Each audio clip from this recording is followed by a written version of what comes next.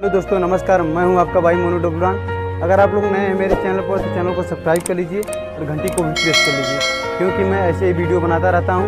तो देर किस बात की, चलते हैं, स्टार्ट करते हैं। और वीडियो में कोई गलती हो गई है तो मुझे कमेंट बॉक्स में ज़रूर बताएं। तो धन्यवाद एंड लव यू।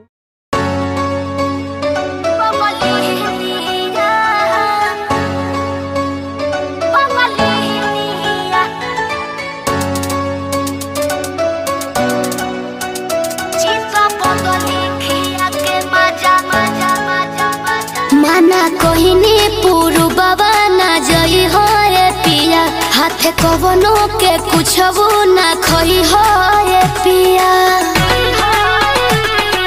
ए पिया माना कोहिनी पुरु बाबा ना जई हो रे पिया, हाथे कवनो के कुछ वो ना खोई हो रे पिया। बोल मुह के बिगड़ल सब लीनी रे बंग चित्रा बदली खिया के मजा मोरल सरे है बंगलिया।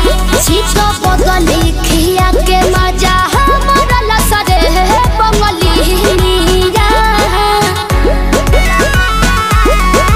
पहले लेखा कर लेना हमारा से बात हो, मांगी जब प्यार देले मुकालात हो।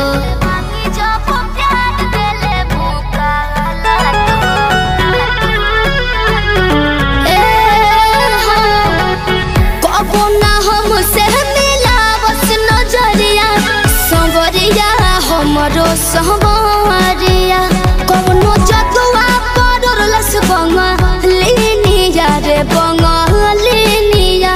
चित्त बदली खिया के मोती मर